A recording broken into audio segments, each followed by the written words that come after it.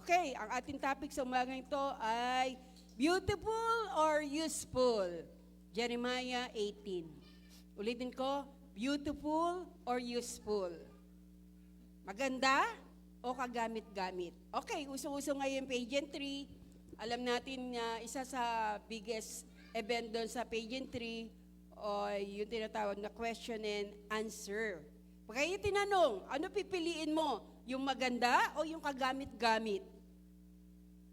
Sino nagsabing pipili na maganda? Yung kagamit-gamit. No, pwede rin naman both, no? So, sa scripture, sa Bible, makikita po natin, masusurpresa po tayo sa umagang ito, pag-aaral natin yung isang bagay na kung saan a very interesting parable sa Old Testament. Akala natin sa New Testament lang may parable, no? Pero sa New Testament lang may parable, pero meron din po sa Old Testament. At isa po dito yung ating pag-aaralan, no? Ang parable nito ay isang combination patungkol sa combination of beautiful and useful, no? Alam natin na sa bahay natin, may magamit tayo na useful, may magamit tayo na beautiful. Pagka useful, ang ginagawa natin, tinatago natin yung mga gamit-gamit na bagay sa ating mga bodega. Kagaya halimbawa, yung kahon ng sapatos. Pag bumili ka ng sapatos, di ba, may mga kahon yun. Ngayon, ginagawa natin, di natin tinatapon yung kahon. Ano ginagawa natin? Tinatago natin to sa bodega dahil iniisip natin, sa mga susunod na panahon, magagamit pa natin yung karito na to. Pero yung mga magandang base, yung mga magagandang bulaklak, ay kagaya niyan, nasa harapan, dinidisplay natin. No? So yung useful, tinatago, at yung beautiful ay dinidisplay. No? So, okay. Pwede rin naman both. Na pwede rin naman beautiful and useful. Hindi or, kundi beautiful and useful. No? Okay. The prophet in Old Testament, malalaman natin na isang propeta sa banal na kasulatan sa Lumang Tipan na nakita niya yung realidad at nakita niya yung actual parable na ito na demonstrate mismo sa harapan niya. Nakita niya ng kanyang mga mata. No? So, sa umagang ito, huwag natin aalisin ang isang katotohanan na dapat natin tandaan na only God, our Maker, can make our broken lives. Huwag natin kakalimutan na tanging ang Diyos lamang na siyang gumawa sa atin, lumikha sa atin, na pwedeng mag-ayos ng ating buhay kahit ating buhay wasak na. No? So, anumang bagay na maganda at nasira, sa ating Panginoon, kayang-kaya na itong buuin, no? At pakinabangang muli. So, ang kwento ng ating kasaysayan, no, ay ang kwento sa likod ng Jeremiah 18, ay makikita natin, ang background nito ay ang mga Israelita ay galing sa captivity o nasa captivity ng Babylonia o Babylon, no? So, it was 586 BC. Ito po yung tinatawag na darkest moment in their lives. No? Ito yung madilim na bahagi ng buhay nila. Pangit nilang parte ng buhay nila. Di ba tayo, minsan, may mga darkest moment in our lives. May mga pangit na nakaraan tayo. Di ba? No? During pandemic, 2020, year 2020, 2021, masasabi natin na ito yung darkest moment ng buhay natin. No? Kami rin, dito namin naranasan yung talagang dagok ng buhay na sabay kami ng aking asawa nagkaroon ng COVID-19 na siya ay na-ospital at ng time na yon talagang kahit si Joshua ay nagkaroon ng COVID-19, isa lang namin anak na si Ruth ang hindi dinapuan ng virus na yon. Pero salamat sa Panginoon dahil kaya pala tayong iligtas ng Diyos kahit dun sa pinaka-darkest moment ng buhay natin. Pinaka-pangit na bahagi ng ating buhay. Ito yung crucial point ng Israel nation, no? Anong dahilan kung bakit sila nahatid sa bagay na ito? Dahil sa kanilang disobedience and continuous rebellion sa ating Panginoon, no? Dahil sa kanilang patuloy na pagsuway at patuloy na kanilang pagre-rebelde sa ating Panginoon. Meron pa pong upuan dito. Dito po kayo sa banda. Paki-assist sila ng leaders. No? Okay, yung mga dating. Okay. So, sa Book of Deuteronomy pa lang, no? Tingnan natin, na-share ko sa inyo last Sunday about Caleb, no? Sa Book of Deuteronomy pa lang, hindi na sila nakapasok ng Kanaan dahil sa katigasan ng kanilang ulo. No? Yung Kanaan ay lupaing pangako sa kanila. Lupain na pinangako ng Diyos sa mga Israelita. Pero noon pa lang, hindi na sila makapasok sa lupain ng Kanaan dahil sa katigasan ng kanilang ulo at sa pagre-rebelde sa Diyos. No? Ano ang sabi ng Panginoon? If you do not obey me and follow the law, no? If you worship their gods, kung patuloy niyong sasambahin ang kanilang mga Diyos-Diyosan, at hindi kayo magbabago ng inyong puso, hindi kayo magbabalik loob sa akin, sabi ng Panginoon, I will let other nation captives you. No? I will lead you again into exile. Itatapon ko kayo. Diba? Nakubkob sila ng kanilang kaaway. Itinapon sila ng kanilang kaaway. No? Kaya ang mga Israelita ay nangalat. Nangalat ang lahat ng mga Israelita. Nagpuntahan sila sa iba't ibang panig ng mundo. No? At na-excel sila doon, marami sa kanila doon sa Babylonian. Dahil sa katigasan ng kanilang ulo at sa kanilang pagsuway sa ating Panginoon. No? Minsan kung isipin natin, ganun din minsan tayo eh. Maraming mga tao ngayon, lalo kahit na Kristiyano na, matitigas pa rin ang ulo. Hello? Sabi nga, bato-bato sa langit, ang tamaan, magbago na. Bakit minsan paulit-ulit tayo? Alam na nating mali, alam na nating hindi tama, pero bakit patuloy pa nating ginagawa? Patuloy pa nating inuulit yung mga ganong kasalanan. Ang sabi nga ng Diyos, no, ang bayang matigas ng ulo, na ulo ay mga Israelita. Sa lahat ng bayan, sila mayroong pinakamatigas na ulo at pinakamatigas na leeg na ayaw man lang lumingon. Lumingon sa kanilang pinanggalingan.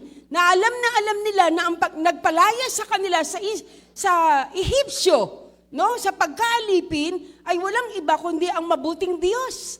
Pero ang dali nilang malimutan yung mga bagay na ginawa ng Panginoon sa kanila. They were stubborn and stiff-necked. So ano ginawa ng Diyos? Binigay ng Diyos ang kanyang mga propeta. No? He sent many prophets to warn His people para paalalahanan ng mga Israelita. Nag-send siya. Nagbigay siya ng mga propeta niya. So, pero ano nangyari? Hindi nila pa rin pinakinggan ang mga propeta ng Diyos. Ano? Ano ang sabi? Nangawala yung alam natin, ang Israel ay may 12 tribes. 12 angkan. Yung tinatawag na 12 tribes of Israel. Di ba? Kinakantay ng mga bada, Father Abraham, 12 children, Father Abraham, 12 anak. Di ba? 12 yun. Yung 12 tribes na binigyan ng Diyos ng sariling lupain ay na-vanish, nawala, nawasak, nakubkob ng mga kaaway. Tanging 2 lang ang natira, Jerusalem and Judah. Pero itong 2 ito ay nasumpungan pa ng Diyos na sumuway pa rin sa kanya. No? Ang mga namumuno sa bayang ito ay mga masasamang hari. Imagine ninyo, ang namumuno sa iyo ay mga masasamang hari, mga hari na walang takot sa Diyos. Na pag sinabing walang takot sa Diyos, hindi nakikinig sa Diyos, hindi nakikinig sa kanyang mga utos. Hello? Nagpasimula ang Israel kay David na isang mabuting hari. Tama po ba? At matapos na maghari si David, binigay niya ang kanyang paghahari sa kanyang anak na si Solomon. Hello? At si Solomon nung una ay naghahari ng mabuti. Pero nung nangyari kay Solomon, womanizer siya. Sa yung lalaki, siya yung hari na mayroong 1,000 asawa. 1,000 wives. Hello? Hello? At yung 1,000 asawa niya ay hindi lahat, ay hindi Israelita, hindi Hudea, hindi Hudyo. Ang mga asawa niya, marami doon ay galing sa iba't ibang bansa. At kung galing sa iba't ibang bansa, yung mga babae niya, tinuruan si Solomon na sumamba sa iba't ibang Diyos. Are you listening? Nakikinig po ba tayo? Sige po, makinig po tayo mabuti, no? Now, ano po nangyari? Tinuruan na sumamba sa iba't ibang mga Diyos-Diyosan. Nagsimula siya sa tama, pero dahil sa sinuway niya ang Diyos, nakipag-asawa siya sa iba't ibang lahi na walang pagkakilala sa Diyos, kaya tinuruan siya sumamba sa mga Diyos-Diyosan. At alam niyo, sa pamagitan ni Solomon, dito nakapasok sa Israel ang iba't ibang Diyos. Kaya ang Israelita ay nasumpungan na nag-engage sa tinatawag na idolatry sa pagsamba sa mga Diyos-Diyosan. So patuloy na nagsesend ang Panginoon, nagbibigay ang Diyos ng mga propeta niya para babalaan ng mga Israelita na huwag sumamba sa mga Diyos-Diyosan, kundi ang kanilang maging Diyos ay walang iba kundi si Yahweh lang. God is a jealous God. Ayaw niya tayo na mayroong ibang Diyos sa buhay natin. Tama? Ayaw niya na mayroong kahati siya sa pagmamahal natin. Gusto niya na number 1 siya. Ano sabi sa Marcos 12? Ibigin niyo ang Panginoon Diyos na inyong buong puso, buong kaluluwa, buong pag-iisip, buong lakas. With all thy heart, with all thy soul, with all thy mind, with all thy strength. No? At karapat dapat ang Diyos na ibigay natin sa Kanya ang ganong klaseng pag-ibig. Tama? Tama? Tama po ba? Parang hindi kayo sumasagot yata. Ulitin ko, tama po ba? Totoo. Karapat dapat lang na ipagkaloob natin sa Kanya yung ganong klaseng pag-ibig. Kung tayo umiibig sa Diyos ng kalahati lang, nagkakasala tayo. Dahil sabi niya, ibigin niyo ako na inyong buong puso, buong kaluluwa, buong pag-iisip, at buong lakas. Siya ang una nating ibigin. At tuturuan tayo ng Diyos, pag mahal natin ng Diyos, ituturo niya sa atin kung paano natin mahalin ang iba. Ang ating kanya-kanyang asawa. Kung mahal mo asawa mo, hindi ka maghahanap pa ng iba pang asawa. Hello? Magiging tapat ka sa Kanya. Ituturo yan sa iyo ng Panginoon. Kung mahal mo ang Diyos ng una sa lahat, hindi ka mamahalin mo, kaya mong mahalin ang iyong kapwa. Kahit pa yung mga taong galit sa iyo, kahit yung taong masama ang trato sa iyo, you can love them because Jesus is with you. Nasa iyo si Jesus, no? So, ito ang gusto ng Panginoon. So, kung makikita natin kung yung puso ng Diyos, makikita niyo yung kalungkutan sa puso niya. Kapag ang mga Israelita, ang mga tao na minahal niya, na binigay niyang kanyang buhay sa mga taong ito, ay hindi siya pinakikinggan. Ay sinusuway siya. at nilalabag ang kanyang mga utos. Okay, ano yun sabi ng Panginoon kay Jeremiah sa verse 1 and 2? Jeremiah 18, 1 and 2. Sabi, sige, puntahan po natin ang Book of Jeremiah. Sabi sa verse 1 and 2, pumaroon ka, Jeremiah, sa potter's house, no? Sinabi sa kanya ni Yahweh, magpunta ka sa bahay na magpapaliyok, no? Dumating kay Jeremias ang salita at sinabi sa kanya, ikaw ay bumangon, bumaba ka sa bahay na magpapaliyok at aking ipaparinig sa iyo ang aking mga salita roon. Kaya ano ginawa po ni Jeremiah? Bumangon siya at siya'y pumunta sa bahay na magpapalyok sa kanyang gawaan, no? So, sinunod niya ang Panginoon, siya'y pumaroon sa potter's house, no? So, ito ay common place na kilalang kilala sa lugar na yon. Parang dito sa atin, pag sinabi na, saan ba dito ang SM? Alam ng lahat kung saan ang SM. Tama po ba? No? Kilalang kilala. Parang ganun po. Saan ang potter house? O doon, pumaroon ka. Kaya pumaroon si Jeremiah at ang sabi sa kanya ng Diyos, hintayin mo rin kung ano sasabihin ko. May sasabihin ako sa iyo. Verse 3 and 5, sabi po dito, sa talatang 3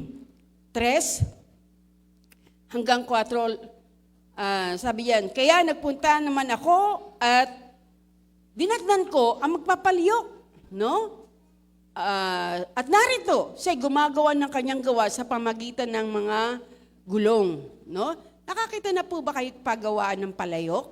Sino po sa inyo nakakita na ng paggawaan ng palayok? Taas ang kamay. Ako nakakita na rin po ako. No? So, dyan sa Sabang, meron dyan maraming paggawa ng palayok.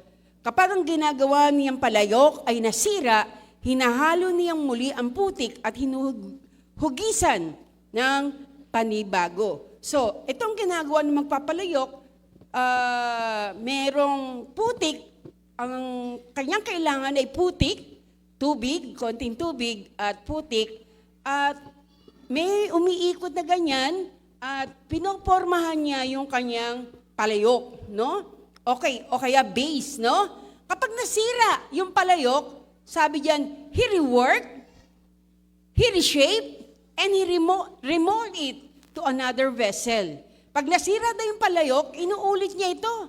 Pwedeng kunin niya uli yung clay na nabagsak at pinopormahan niya uli, hinuhugisan niya uli ito. No? Okay. So, dito, nangusap ang Panginoon kay Jeremiah. Una, sabi sa verse 5 and 6, no? And verse 7. Una, tandaan niyo po ito. Ang sabi ng Panginoon kay Jeremiah, wala ba akong karapatan gawin sa iyo ang ginagawa ng magpapalayok?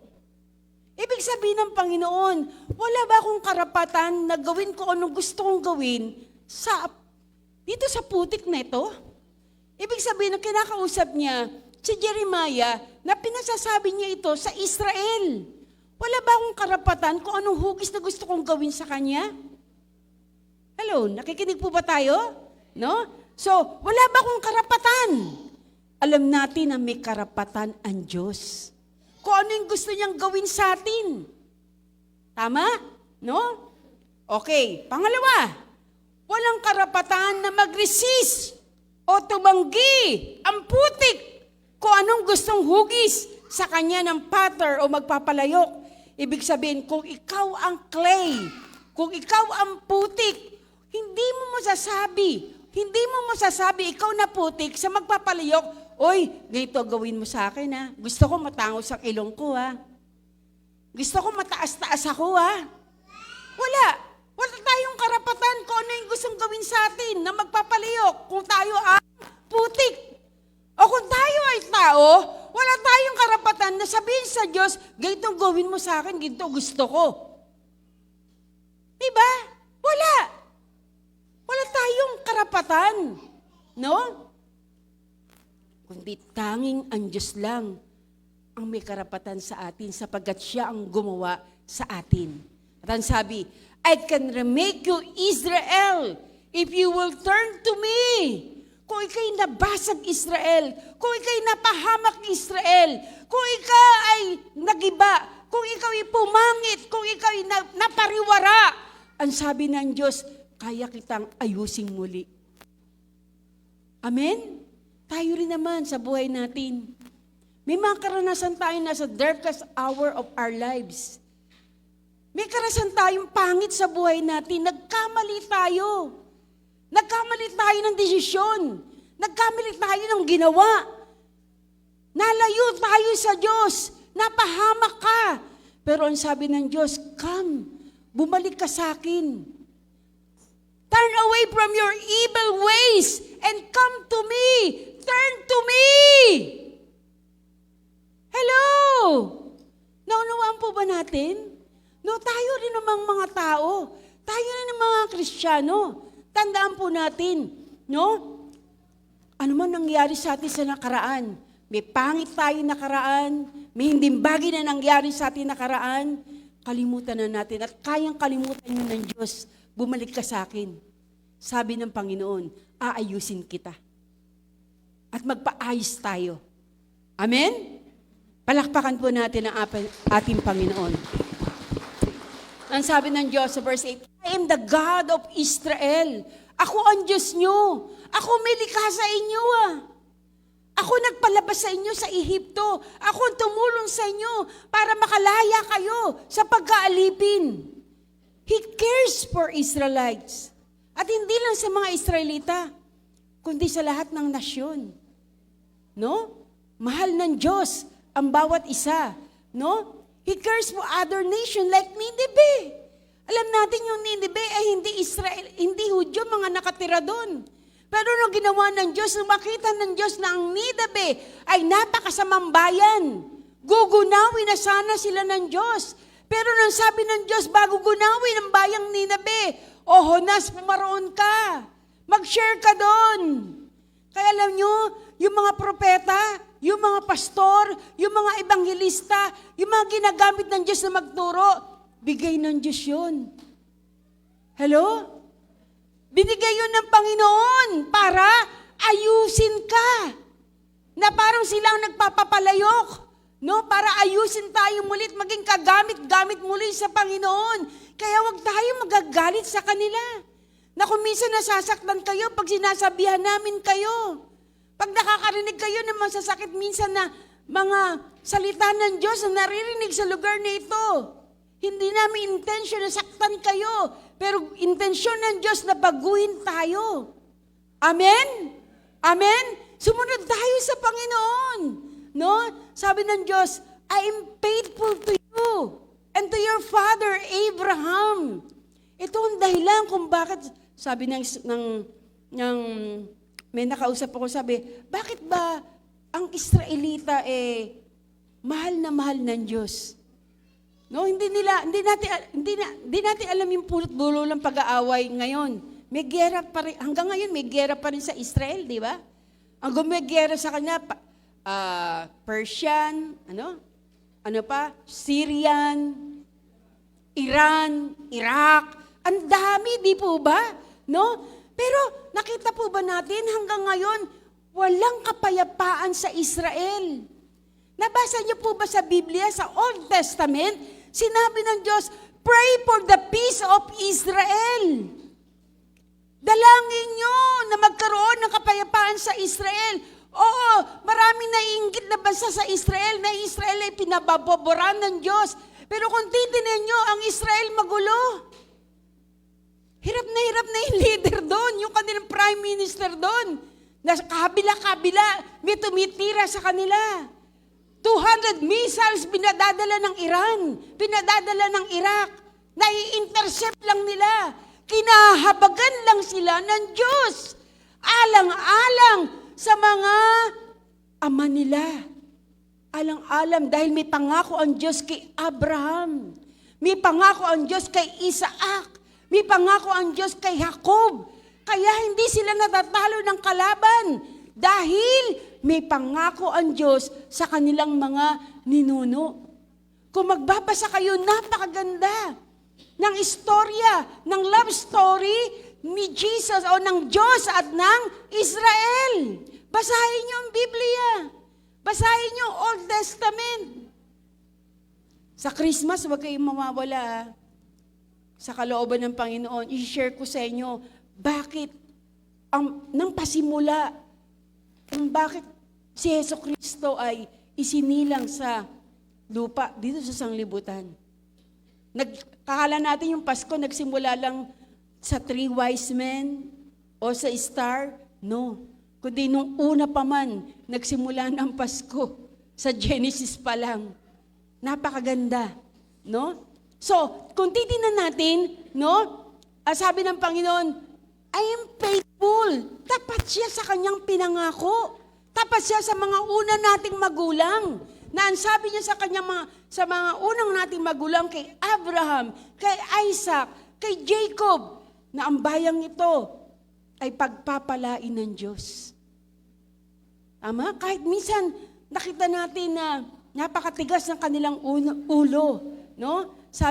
Kaya nga, sabihin mo sa naririrahan sa verse 11, Jeremiah 18 verse 11, sabi diyan, kaya nga sabihin mo sa mga nanirahan sa Huda at Jerusalem na may binabalak ako laban sa kanila at ako'y naghahanda upang parusahan sila.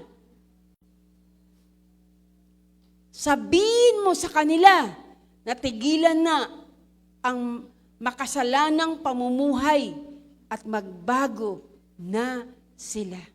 Ito lang naman gusto ng Diyos eh. Alam niyo po ba? No? Kaya sabi ng Diyos, okay lang eh. Huwag kayong magsalita ng masama sa Diyos. Bakit ganito? Ba't ganito nangyayari sa buhay ko? No? Ba't ganito nangyayari? Minsan, may warning na binibigay ng Diyos, kaya minsan nararanasan natin parusang ito eh. Sabi ng Diyos, paparusahan ko sila. Sabihin mo, maghanda sila sa parusa ko. No? Sabihin mo sa kanila, tigilan na nila yung kanilang makasalanang pamumuhay at magbago na sila. Ito lang gusto ng Panginoon, na sila'y huminto sa pagiging makasalanan at magbago sila. Yung warning ba na ito ay isa? Beses pa lang? O 2 beses? O 3 beses? Diba pagka mga magulang, pag pumapalo kayo ng mga anak nyo, matigas ang ulo ng anak nyo, hello, tingin kayo dito. Diba yung mga magulang dito, pag may anak kayo matigas ang ulo, ano sabihin mo? Isa! Diba binibigyan nyo ng warning? Hindi naman agad palo ah. Huwag kayong palo agad ang palo sa mga anak ninyo. Masama yun, hindi tama yun. Kundi bigyan nyo muna ng warning at sabihin nyo sa kanila, bakit nyo sila pinapalo? Dapat alam nila ang dahilan, bakit nyo sila parurusahan? No? Di ba? Ano bilang nyo? Hanggang ilan ang bilang nyo? Di ba? Hanggang 3? Isa! Ay, ayaw pa tumigil. 2! Tapos, ayun na, 3! O, kukuha ka ng pamalo, papaluin mo sila. Eh, yung mga Israelita, hindi lang 3 eh. 3,000 na yata beses o 30,000 beses na sila nire-remind ng Lord sa katigasan ng kanilang ulo. Dito sa church, no? Marami na kayong naririnig na salita ng Diyos. Marami na tayong naririnig na paalala sa atin. Ano po ba ang attitude natin tapos na marinig niyo yung paalala ng Panginoon? Sinusunod ba natin siya? Sumusunod po ba tayo? Sumusunod po ba tayo? Di ba minsan, may katigasan din ang ulo ng maraming Kristiyano. Tama? Aminin na natin. Tama po ba? Meron. Di ba? No? So, ano ang sagot ng mga tao? Ano ang sagot ng mga Israelita? Biruin nyo? Ano ang sagot nila? Ito ang sagot nila. Paano pa naman hindi iinit ang ulo? Ito ang sagot nila ha, sa verse 12. Ang sagot nila, sa sinabi ng Panginoon, sabihin mo sa kanila na tigilan na ang makasalanang pamumuhay at magbago na sila. Sabi sa verse 11, ang sagot ng mga Israelita sa verse 12, makinig kayo, ano sagot sa verse 12? Ang isasagot nila, etong sagot nila, hindi! Lalo pa kaming magmamatigas at magpapakasama hanggang gusto namin. Biruin nyo? Ito, Kanilang sinabi, walang pag-asa, sapat kami ay nagsusunod sa aming sariling mga katha-katha at magsisigawa bawat isa sa amin ayon sa katigasan ng kaniyang masamang puso. Napakalinaw sa mabuting balita, Biblia. Na ang sabi sa mabuting balita, Biblia, hindi kami susunod sa iyo. Lalo ba kami magmamatigas at magpapakasama hanggang gusto namin. Kami ang Diyos ng aming sarili. At ilang mga taong ganyan, na kahit mga Kristiyano na sinasabi, kami ang Diyos ng aming sarili. Kung gusto namin, gagawin namin kahit kasalanan pa. Hello! Naunuwaan po ba natin? No? Kaya tinanay nyo? And it is a cycle of continuous sinning. Paulit-ulit na pagkakasala. Paulit-ulit na pagsuway sa Diyos. Paulit-ulit na pagre-rebelde. Saka lang lalapit sa Diyos pag may, sabi nga ni Joshua kanina nung nagpaawit siya dito, saka lang ba tayo lalapit sa Diyos pag may sakit na tayo? Saka lang ba tayo lalapit sa Diyos kapag may problema tayo? Saka lang ba tayo lalapit sa Diyos kapag may nagdadaanan tayo? Saka lang natin alalahanin ng Diyos. Ganun sila. Maalala lang nila ang Diyos kapag meron silang kailangan. Tama? Di ba pwede na kahit wala tayong pangangailangan? Nasa puso lagi natin ang Diyos. Nasa puso natin pagmamahal sa Kanya. Di ba? Alam niyo, gustong-gusto ng Diyos na tayo nakikipag-usap sa Kanya. May pangangailangan o wala. Kaya alam niyo, minsan hindi tayo naubos ng pangangailangan kasi gusto ng Diyos, lagi tayong humihingi sa Kanya. Tingnan niyo sa Ama namin, sumasalangit ka. Yung tinuro niya panalangin, bigyan mo po kami ng aming kakanin sa araw-araw. Hindi sinabi na, bigyan niyo po kami ng aming kakanin sa loob ng 1 taon. Kundi araw-araw, ibig sabihin sa araw na ito, nagpe-pray ka, bukas mag-pray ko ulit. Bigyan mo ulit kami pagkain, Lord, bukas ha. Bakit? Kasi gusto ng Lord, kinakausap lagi natin siya. Mga tao, pagka meron, hindi na nila naalala ang Diyos. Pag lang may problema, pag lang may pinagdadaanan, pag lang may mga pagsubok, pag lang may sakit at karamdaman, saka lang lumalapit sa Panginoon. They continue in sinning and rebelling. And because of this, hindi nare-reflect sa kanila ang image ng Diyos, ang kagandahan ng Panginoon. Alam nyo, gusto ng Diyos makita sa atin na tayo'y kawangis niya. Dito lang nagsimula Diba sa Genesis 1, ang sabi ng Panginoon sa tao, ang sabi ng Panginoon sa Genesis 1 verse 26, lalangin natin ang tao ayon sa ating wangis. Sino ang dapat makamukha natin? Sino ang dapat maging kamukha natin? Uy, tumingin kayo dito. Sumagot po kayo. Sino ang dapat maging kamukha natin? Ang Diyos, sabi niya, lalangin natin ang tao ayon sa ating wangis, sa ating larawan. Dapat maging kamukha tayo ng Diyos. Si Pablo sinasabi, imitate Christ. Mga tao, alam niyo po ba, kahit yung ibang mga nagsasabing Kristiyano sila, sino kamukha nila? They're reflecting not the image of God. No? Nawala na yung totoong beauty, yung usefulness. Sige, bigyan ko ng halimbawa. Ito, maganda to. Romans 1. Romans 1, verse 26. Maikli lang po to, malapit na tayo matapos. Romans 1:26. Makinig kayo ha. Sabi dito, dahil dito'y hinayaan sila ng Diyos, siguro yung ating sa susunod, Shane, sa susunod ang ilagay mo ay magandang balita Biblia para parehas tayo, no? Yung magandang balita Biblia. Sabi dito, dahil dito'y hinayaan sila ng Diyos sa mahalay na pagnanasa. Ayaw nang makipagtalik ng babae sa lalaki. Sa verse 21 muna. Verse 21.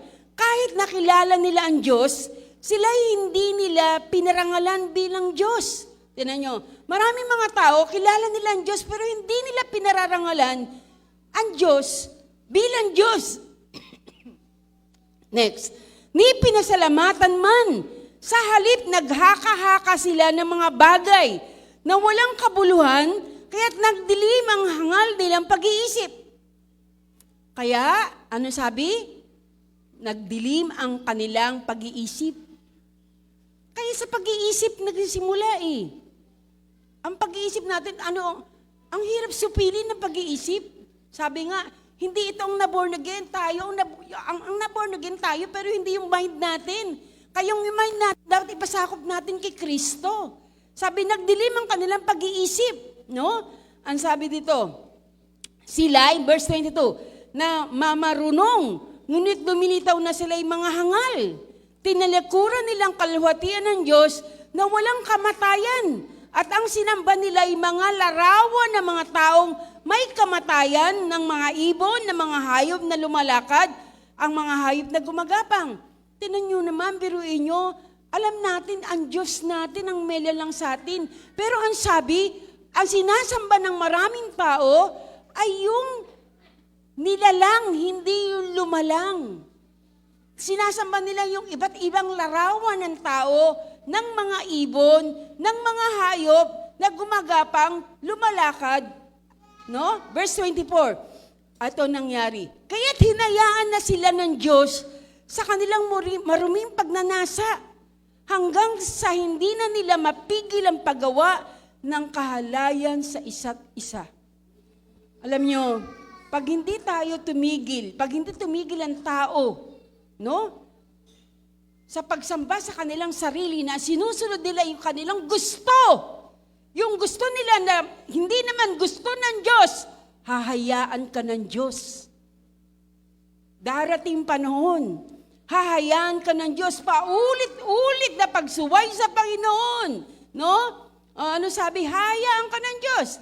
Hinayaan sila ng Diyos sa kanilang maruruming pagnanasa hanggang sa hindi nila mapigil ang paggawa ng kalayan sa isa't isa.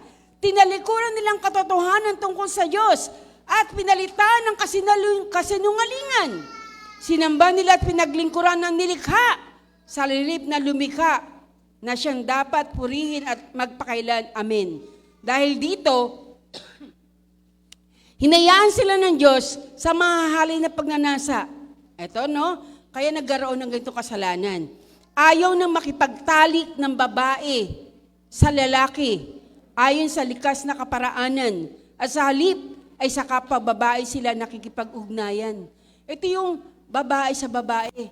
Kaya hindi tayo dapat subang-ayon sa same-sex marriage. No? Ayaw ng Diyos.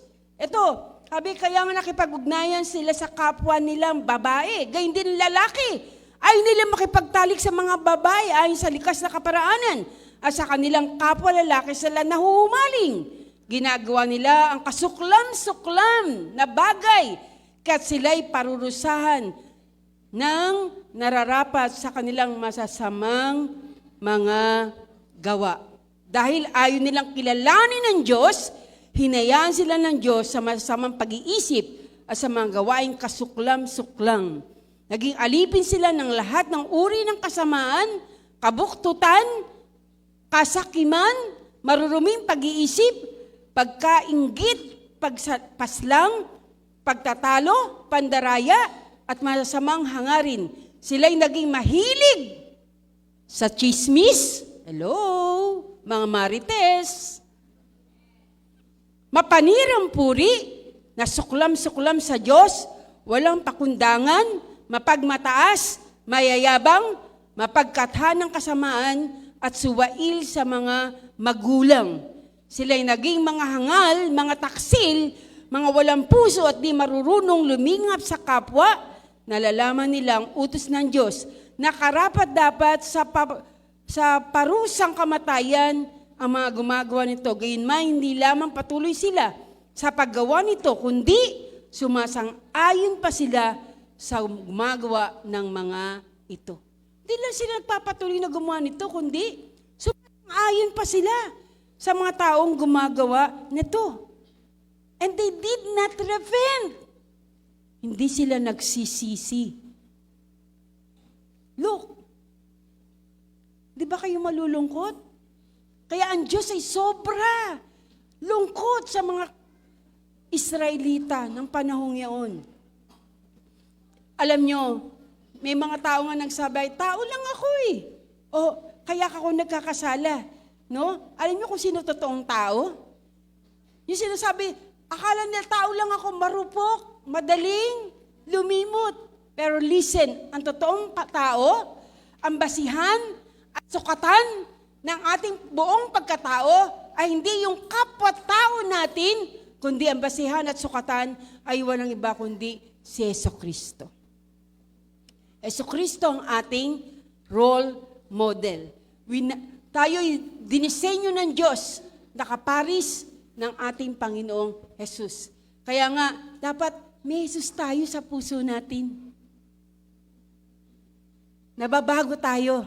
Kung may Jesus tayo, sinampalatayanan natin siya, tinanggap natin siya, araw-araw nakakaranas tayo ng pagbabago. Araw-araw naayos yung ating pagkatao. At unti-unti, nagiging kawangis na natin ang ating Panginoong Jesus. Amen? Amen? Sasabihin sa iyong kapitbahay mo, uy, parang bago na yung kapitbahay natin. Dati hindi ako binabati niyan, ngayon nakangiti na siya sa akin. Why? Diba, unti-unting nababago tayo. Uy, bakit hindi na si Bangot si Mami? Wala namang perang dumating pero hindi na siya si Bangot. Ibig sabihin, may nababago na. Ito ang dapat natin, no? So, alam nyo, yung mga Israelita, hindi sila nagsisi sa mga ginagawa na lang kamalian. No? Sa verse 18, nag-usap-usap pa sila, nagawa ng chismis, i-destroy ang reputasyon ni Propeta Jeremias. No? So makikita po natin, and because of this, nagpatuloy ang mga Israelita sa exile.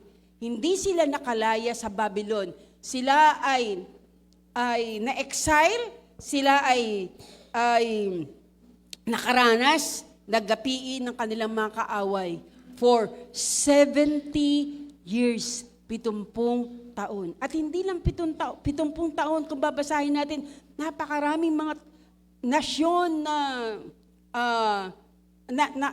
gumapi sa kanila, no? Sabi nga,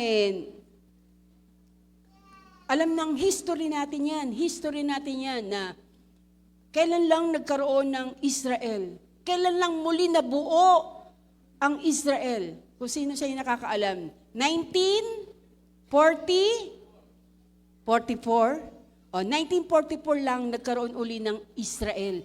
Dahil sa kanilang kasalanan, dahil sa paulit-ulit nilang pagtanggi, pag-reject sa Diyos. Di ba? 1944 lang nabuo muli ang Israel. Dahil sila ay na-exile sa iba't ibang panig ng mundo. Napakaraming mga nasyon na nagwagi laban sa kanila dahil sa kanilang mga kasalanan. No? Kaya nga alam nyo, pinagtatawanan sila. Pag may mga taong dumadaan sa kanilang bayan, pailing-iling at sinasabi, kawawa ang bayang ito. Pero salamat sa Diyos, mahabagi ng Panginoon. Anong sabi ng Diyos?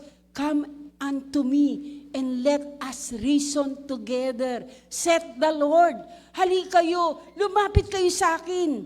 Tayo mag-usap, bagamat ang inyong mga kasalanan ay madumi, magiging gaya ng isang niebe kung kayo magpapakumbaba at lalapit sa akin. Bakit?